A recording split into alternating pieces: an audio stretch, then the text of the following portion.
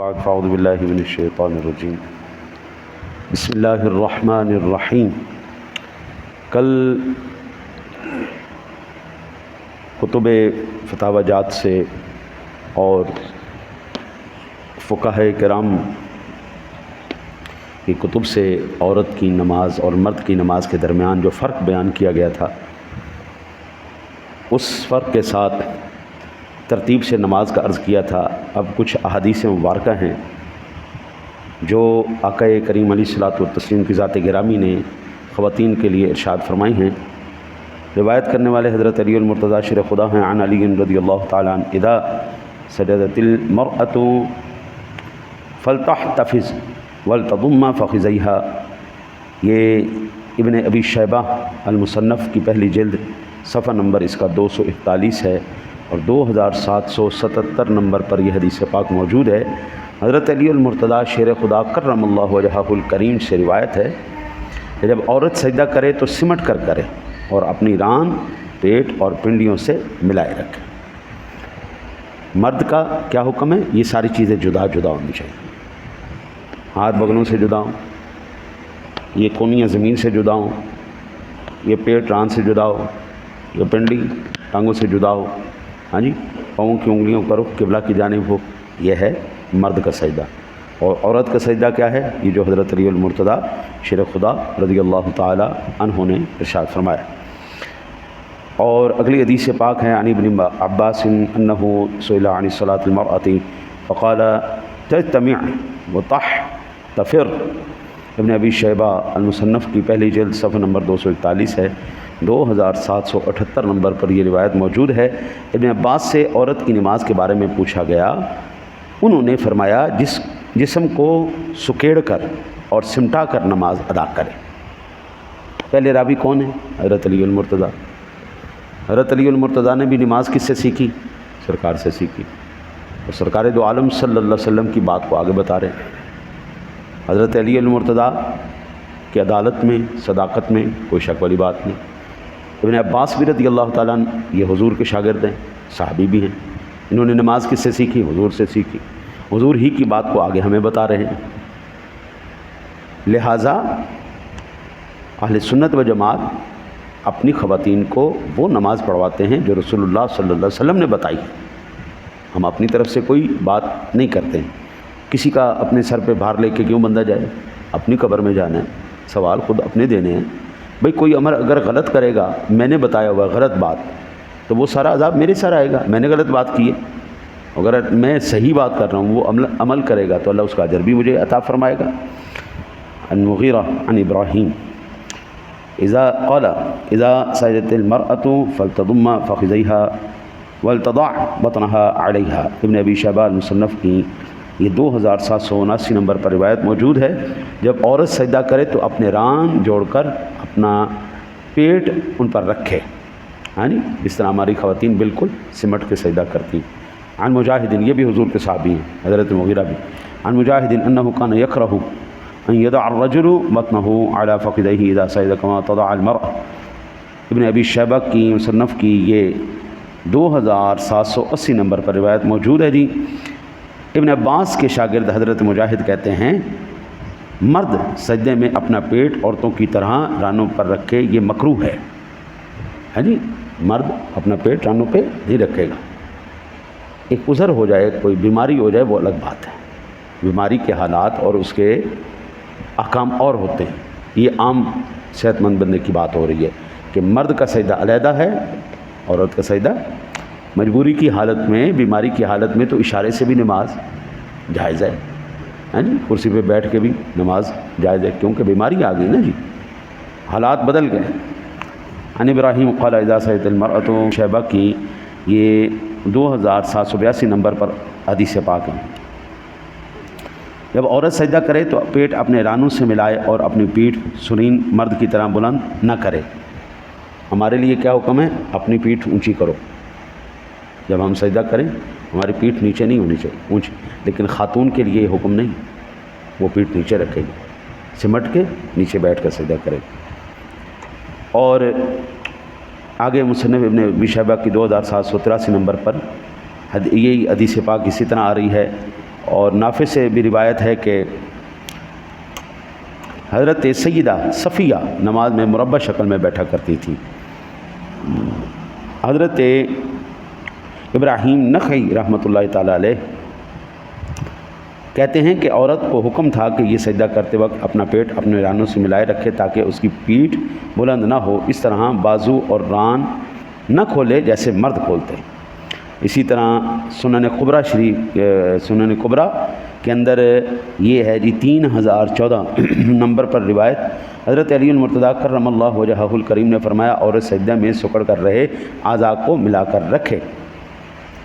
حضرت امام بہیقی نے سنن کبریٰ شریف کے اندر 3014 نمبر پر یہ روایت نقل کی۔ ابو سعید خدری رضی اللہ تعالیٰ عنہ سے روایت ہے کہ رسول اللہ صلی اللہ علیہ وسلم نے فرمایا نماز میں مردوں کی سب سے بہتر صف پہلی، عورتوں کی سب سے بہتر صف آخری، اور آپ صلی اللہ علیہ وسلم سرکار مردوں کو نماز میں سجدے کے دوران کھلا کر رہنے کی تلقین فرماتے اور عورتوں کو سجدوں میں سمٹا کر رہنے کی، مردوں کو حکم فرماتے کہ تشہد میں بایاں پاؤں بچھائیں اور دائیں کو کھڑا کریں، جس طرح ہم کرتے ہیں، ہم اپنا سیدھا پاؤں کھڑا کرتے ہیں اور دوسرا پاؤں ہم بچھاتے ہیں اس کے اوپر بیٹھ۔ یہ آپ سرکار نے ہمیں حکم فرمایا کہ بایاں پاؤں بچھائیں اور دایاں پاؤں کھڑا کریں، اور عورتوں کو مربع شکل میں بیٹھنے کا حکم دیتے اور فرمایا عورتوں نماز کے دوران نظریں اٹھا کر مردوں کے سطر نہ دیکھنا، نماز کے دوران نظریں اٹھا کر مردوں کے سطر نہیں دیکھنے۔ یہ آپ اندازہ فرمائیں کہ سرکار دو عالم صلی اللہ علیہ وسلم کی ذات گرامی نے عبادات کے اندر بھی اور عبادات سے باہر بھی، قرآن پاک کہتا ہے وہ خواتین، وہ لوگ جو اپنی نظروں کو نیچے رکھتے ہیں اور اپنی شرمگاہوں کی حفاظت کرتے ہیں، یہ بہت ہمت کی بات ہے، اپنی نگاہوں کی حفاظت کرنا۔ اپنی نگاہوں کی حفاظت کوئی عام بندہ نہیں کر سکتا، لیکن جو اپنی نگاہوں کی حفاظت کرتے ہیں پھر اللہ تعالیٰ ان کے سینوں کو ایمان کے نور سے منور بھی فرماتے ہیں۔ ہاں جی، حضرت اچھا جی امام بہیقی نے سنن کبریٰ کے اندر 3014 نمبر پر جب کہتے ہیں جی کہ جب عورت نماز میں اپنا ایک ران دوسرے ران پر رکھ کر بیٹھتی ہے اور دو ران سجدہ اپنا پیٹ رانوں سے جوڑ لیتی ہے جیسے کہ اس کے لیے زیادہ سطر والی صورت ہے، تو اللہ تعالیٰ اس کی طرف دیکھ کر فرماتا ہے میرے فرشتوں میں تمہیں گواہ بنا کر اس کی بخشش کا اعلان کرتا ہوں۔ ہاں، شرم والی عورت ہے نا، حیا والی عورت، پردے والی عورت، تو اللہ فخر کیوں نہ کرے فرشتوں میں؟ ہماری الحمدللہ شرم والی عورتیں، حیا والی عورتیں، پردے والی عورتیں، عبادت کرنے والی عورتیں، یہ وہ عورتیں ہیں جن پر اللہ فرشتوں کے سامنے فخر بھی کرتا ہے اور بخشش کا اعلان بھی کرتا ہے۔ اب ایمان سے بتاؤ، جو شرم والی بھی نہ ہو، جو حیا والی بھی نہ ہو، جو عبادت کرنے والی بھی نہ ہو، پھر کیا ہوگا اس کے اوپر؟ اللہ کی لعنت برسے گی، اللہ کی لعنت ہی برسے گی نا۔ آج جو یہ نظریہ پیش کیا جا رہا ہے نا جی، مرد اور خواتین شانہ بشانہ کام کرنا چاہیے، میرا جسم میری مرضی، بابو قبر کے اندر جا کے پھر نہ تیرا جسم نہ تیری مرضی، ہاں سائیاں دا جسم تے سائیاں دی مرضی، ہاں تے جدو فرشتے لمحہ پا کے وہ درو پھیرن گے نا، جو وہ درا اور وہ گرز پھیرن گے تو لگ پتے جان گے، اور جدو سائیاں نے وہ جنم میں سٹ کے ساڑنا ہے نا، پھر تڑ تڑ کردیاں پھرن گی اتنے۔ ہاں جی، الحمدللہ ہماری مائیں بھی شرم و حیا والی تھیں، ہمارے گھر والیاں بھی شرم و حیا والی ہیں، تو ظاہری بات ہے ایک پاکیزہ ماں کی بیٹی بھی پاکیزہ ہی ہوتی ہے۔ ہاں جی، وہ عادتیں جو ماں کی عادتیں ہوتی ہیں وہی عادتیں بیٹی کے اندر آتی ہیں۔ جو گھر آپس میں جس بچی کی نہ بن رہی ہو نا مرد کے ساتھ، اس کے ساتھ بدتمیزی کرتی ہو، تو یہ حضرت صاحب 100% بات پڑھی لکھی ہے کہ اس کی ماں اپنے شوہر کی یعنی اس کے باپ کی عزت نہیں کرتی۔ جس بچی کی ماں اس کے باپ کی عزت نہیں کرتی، وہ بچی کبھی زندگی میں اپنے شوہر کی عزت نہیں کرتی، اس کے ساتھ کبھی بنا۔ ماں نہیں، اپنے کردار سے بچی کا کردار بنانا ہوتا ہے۔ وہ اپنے شوہر کی عزت کرے گی تو اس کی اولاد آگے جا کے عزت کرے گی۔ اگر وہ بچی نے اپنی ماں کو نہیں دیکھا نا باپ کی عزت کرتے ہوئے، منہ پہ تو جی سبحان اللہ جی کیا بات ہے جی، تسی کیا کر رہے ہو جی، بڑے پیچھے گالیاں نکال رہی ہے، اور کس کے سامنے نکال رہی ہے؟ بیٹیوں کے سامنے۔ برا کس کو کہہ رہی ہے؟